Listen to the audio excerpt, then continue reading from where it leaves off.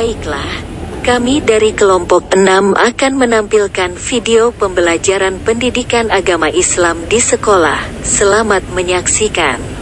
Tujuan pembelajaran. Pengertian. Tujuan pembelajaran adalah deskripsi pencapaian 3 aspek kompetensi, yakni pengetahuan, keterampilan, dan sikap yang diperoleh murid dalam satu atau lebih kegiatan pembelajaran. Rumusan tujuan pembelajaran tidak hanya mencakup tahap kognitif atau mengingat, memahami, mengaplikasi, menganalisis, mengevaluasi, dan mencipta, dan dimensi pengetahuan, faktual, konseptual, prosedural, metakognitif, tetapi juga mengikutsertakan perilaku capaian seperti kecakapan hidup, kritis, kreatif, komunikatif, dan kolaboratif, serta profil pelajar Pancasila, beriman, berkebinekaan global, bergotong royong, kreatif, bernalar kritis, dan juga mandiri. Komponen tujuan pembelajaran. Secara operasional, komponen tujuan pembelajaran dapat memuat 3 aspek, antara lain kompetensi, konten, dan variasi. Pertama, kompetensi adalah kemampuan yang dapat didemonstrasikan oleh siswa atau diaktualisasikan dalam bentuk produk atau kinerja, atau abstrak dan konkret yang menunjukkan siswa telah berhasil mencapai tujuan pembelajaran. Konten. Konten yaitu ilmu pengetahuan inti atau konsep utama yang diperoleh siswa melalui pemahaman selama proses pembelajaran di akhir satu unit pembelajaran. Yang ketiga, variasi. Variasi adalah sebuah keterampilan berpikir apa saja yang perlu dikuasai siswa untuk dapat mencapai tujuan pembelajaran. Penggunaan keterampilan berpikir kreatif, kritis, dan tingkat tinggi seperti mengevaluasi, menganalisis, memprediksi, menciptakan, dan lain sebagainya. Elemen dalam tujuan pembelajaran.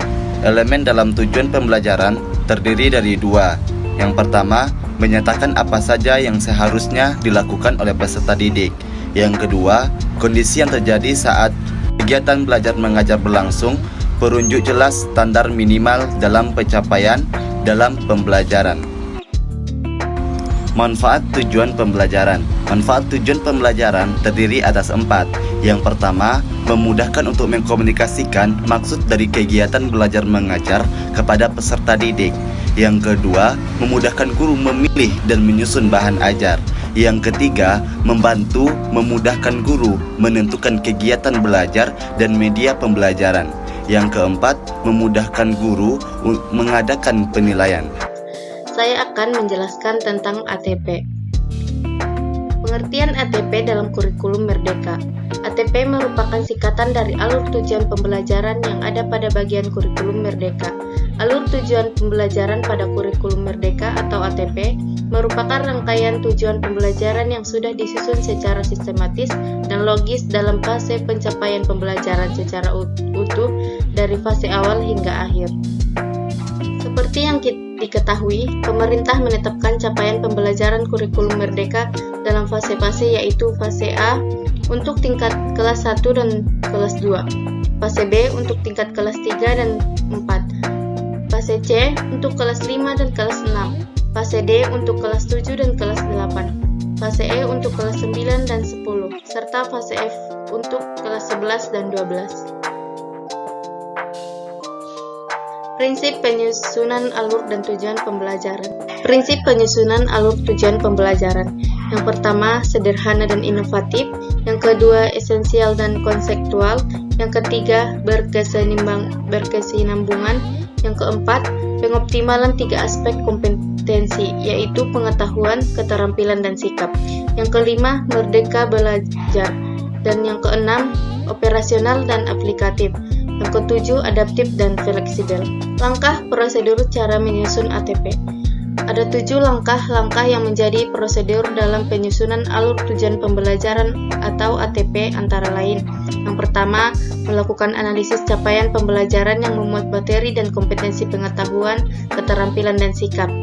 Yang kedua, identifikasi kompetensi-kompetensi di akhir fase dan kompetensi-kompetensi sebelumnya yang perlu dikuasai peserta didik sebelum mencapai kompetensi di akhir fase. Yang ketiga, melakukan analisis setiap elemen dan atau sub-elemen profil pelajar Pancasila yang sesuai dengan mata pelajaran dan capaian pembelajaran pada fase tersebut. Ada 6 dimensi, yaitu beriman, bertakwa kepada Tuhan Yang Maha Esa, berakhlak mulia, mandiri, bergotong royong, berkebinekaan global, bernalar kritis dan kreatif. Yang keempat, berdasarkan identifikasi kompetensi-kompetensi inti di akhir fase, rumuskan tujuan pembelajaran dengan mempertimbangkan kompetensi yang akan dicapai, pemahaman bermakna yang dipahami dan bervariasi keterampilan berpikir apa yang perlu dikuasai siswa untuk mencapai tujuan pembelajaran. Selanjutnya, setelah tujuan pembelajaran dirumuskan, susun tujuan pembelajaran secara linear sebagaimana urutan kegiatan pembelajaran yang dilakukan dari hari ke hari. Dan tentukan lingkungan materi dan materi utama setiap tujuan pembelajaran atau setiap tujuan pembelajaran dapat memiliki lebih dari satu lingkup materi dan materi utama. Dan yang terakhir, berdasarkan perumusan TP, tentukan jumlah jam pelajaran yang diperlukan. Contoh, TP mencapai suatu kompetensi pengetahuan 120 menit, keterampilan 480, dan sikap 120 menit. Baik, kali ini giliran Iksan nih yang menjelaskan bagian selanjutnya dari perubahan penting yang terjadi pada kurikulum Merdeka, yakni CP. Jadi CP adalah singkatan dari capaian pembelajaran, dan capaian pembelajaran adalah suatu kompetensi minimum yang harus dicapai peserta didik pada akhir setiap fase mata pelajaran, dan dimulai dari jenjang fase PAUD. CP dirancang dengan mengacu standar kompetensi lulus dan standar isi, sebagaimana kompetensi inti dan kompetensi dasar pada kurikulum 2013, sehingga dapat dikatakan bahwa CP ini merupakan istilah baru yang dilahirkan pemerintah dari peleburan dan pembaharuan dari KI dan KD, agar dapat menguatkan pembelajaran yang terfokus pada pengembangan kompetensi pada kurikulum sebelumnya. Tadi juga sempat dijelaskan bahwa capaian pembelajaran itu memiliki fase-fase. Nah, jika dianalogikan ke sebuah perjalanan, fase itu merupakan etape yang sengaja dibuat pemerintah dalam mencapai garis finish. Capaian pembelajaran memiliki 6 fase, tapi pada PPT kali ini Iksan membuatnya menjadi 7 karena adanya fase fondasi. Fase fondasi ini Iksan masukkan singkatnya karena berdasarkan keputusan Kepala Badan Standar, Kurikulum dan Asesmen Pendidikan Kementerian Pendidikan, Kebudayaan, Riset dan Teknologi nomor 008/H/KR/2022, yang mana pada surat ini tertuang bahwa penerapan capaian pembelajaran atau CP juga diimplementasikan pada jenjang anak usia dini. Selanjutnya barulah kita beranjak pada fase penting yang 6 ini, yaitu fase A hingga F. Fase A diimplementasikan pada jenjang SD kelas 1 sampai 2, fase B 3-4, fase C kelas 5 dan 6, fase D SMP kelas 7 hingga kelas 9, fase E kelas 10 SMA, fase F kelas 11 dan 12 SMA. Jadi pada kurikulum Merdeka tingkat sekolah dasar atau SD mendapat 3 bagian fase sebagaimana tadi yang sudah dijelaskan, yaitu fase A, B, dan C. Pada setiap fase hanya memiliki satu capaian pembelajaran, sehingga CP atau capaian pembelajaran itu harus dibagi menjadi 2 untuk disampaikan kompetensinya selama 2 tahun. Dan dari kompetensi yang dihasilkan tersebut maka akan menjadi alur tujuan pembelajaran yang disampaikan per 2 tahunnya. Sebagai calon guru, jika kita cermati, kompetensi yang ingin dicapai ditulis dalam paragraf yang memadukan antara pengetahuan, keterampilan, dan sikap atau disposisi untuk belajar. Sementara karakter dan kompetensi umum yang ingin dikembangkan dinyatakan dalam profil pelajar Pancasila secara terpisah. Selanjutnya ada beberapa hal yang harus diperhatikan dalam capaian pembelajaran, yaitu yang pertama, format CP ditulis dalam bentuk paragraf sehingga keterkaitan antara pengetahuan, keterampilan, dan kompetensi umum terlihat jelas dan utuh sebagai satu kesatuan yang tidak terpisahkan dalam pembelajaran dan menggambarkan apa yang akan dicapai peserta didik. Yang kedua adalah dalam dokumen CP terdapat 4 komponen, diantaranya rasional, tujuan, karakteristik, mata pelajaran. Yang terakhir adalah capaian pembelajaran setiap fasenya. Saya Miftah konsep modul ajar dalam kurikulum Merdeka. Sebenarnya, modul ajar itu pada kurikulum 2013 disebut dengan RPP, Rancangan Pelaksanaan Pembelajaran. Tetapi di kurikulum Merdeka namanya telah berganti menjadi modul ajar. Ada beberapa tahap yang itu sama dengan RPP. Jadi, modul ajar adalah sejumlah alat atau sarana media, metode, petunjuk, dan pedoman yang dirancang secara sistematis dan menarik. Modul ajar merupakan implementasi dari alur tujuan pembelajaran yang dikembangkan dari capaian pembelajaran dengan profil pelajar Pancasila sebagai sasaran. Modul ajar disusun sesuai dengan fase atau tahap perkembangan peserta didik, mempertimbangkan apa yang akan dipelajari dengan tujuan pembelajaran, dan berbasis perkembangan jangka panjang. Guru perlu memahami konsep mengenai modul ajar agar proses pembelajaran lebih menarik dan bermakna. Yaitu komponen modul ajar. Terdapat 3 komponen, yaitu informasi umum, kompetensi inti, dan lampiran. Di dalam informasi umum terdapat beberapa indikator.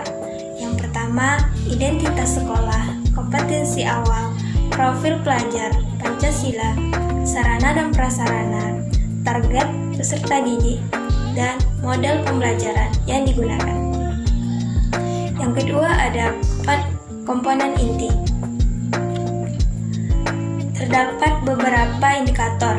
Yang pertama, tujuan pembelajaran, pemahaman bermakna, pertanyaan tematik, persiapan pembelajaran, kegiatan pembelajaran, asesmen, pengayaan remedial, dan yang terakhir ada refleksi peserta didik dan guru. Komponen yang ketiga yaitu lampiran. Di dalam lampiran terdapat lembar kerja peserta didik, bahan bacaan guru dan peserta didik, glosarium, dan daftar pustaka. Selanjutnya mengenai prosedur penyusunan model ajar. Terdapat beberapa tahapan. Yang pertama, analisis kondisi dan kebutuhan guru peserta didik serta satuan pendidikan. Guru perlu mengetahui kondisi dan kebutuhan peserta didik berdasarkan latar belakang serta sarana dan prasarana sekolah. Pengembangan modul ajar disesuaikan dengan kemampuan dan kreativitas guru. Tahap kedua yaitu identifikasi dan tentukan dimensi profil pelajar Pancasila. Guru memilih dimensi profil Pancasila yang paling memungkinkan untuk dikembangkan dalam proses pembelajaran. Tahap ketiga yaitu tentukan alur tujuan pembelajaran yang akan dikembangkan menjadi modul ajar. Guru dapat memilih acuan tujuan pembelajaran hasil pengembangan sekolah atau mengacu pada acuan tujuan pembelajaran yang sudah ada. Yang keempat yaitu susunan modul ajar berdasarkan komponen yang tersedia. Selain komponen inti, guru dapat memilih komponen sesuai dengan kebutuhan pembelajaran. Yang kelima itu pelaksanaan pembelajaran. Guru melakukan kegiatan pembelajaran sesuai dengan modul ajar yang telah disusun. Yang keenam yaitu evaluasi dan tindak lanjut. Setelah melakukan pembelajaran, guru mengevaluasi efektivitas modul ajar dan tindak lanjut untuk pembelajaran berikutnya. Sekian pembahasan mengenai modul ajar. Materi selanjutnya yaitu asesmen. Pengertian asesmen adalah proses pengumpulan dan pengolahan informasi untuk mengetahui kebutuhan belajar perkembangan, dan pencapaian hasil belajar peserta didik. Asesmen bertujuan memberikan informasi bagi guru untuk merefleksikan pembelajaran yang telah dilakukan supaya guru dapat mendiagnosis kebutuhan belajar siswa dalam pembelajaran. Selanjutnya, macam-macam asesmen. Yang pertama, asesmen untuk proses pembelajaran. Asesmen for learning. Asesmen for learning berfungsi sebagai asesmen diagnosis dan formatif untuk melakukan perbaikan proses belajar mengajar dan meningkatkan performa dalam memfasilitasi peserta didik selama proses pembelajaran berlangsung. Yang kedua yaitu asesmen proses pembelajaran. Asesmen as learning. Asesmen as learning berfungsi sebagai asesmen formatif untuk melakukan refleksi selama proses pembelajaran berlangsung. Asesmen as learning ini hampir sama dengan asesmen for learning, tetapi ada perbedaan di antara keduanya. Yang ketiga yaitu penilaian akhir pembelajaran. Assessment of learning. Assessment of learning sebagai asesmen sumatif untuk mengevaluasi efektivitas program pembelajaran yang dilakukan di akhir pembelajaran yang biasanya dilaksanakan dalam bentuk pelaksanaan ulang tengah semester dan ulangan akhir semester. Asesmen ini juga dapat digunakan guru untuk mengetahui apakah siswa telah mampu mencapai kompetensi dasar yang telah dirumuskan. Prinsip asesmen yang pertama merupakan bagian terpadu, yang kedua dirancang dan dilakukan sesuai dengan fungsi asesmen, yang ketiga dirancang secara adil, proporsional, valid, serta dapat dipercaya, yang keempat laporan bersifat sederhana dan informatif, dan yang kelima hasil asesmen digunakan sebagai bahan refleksi.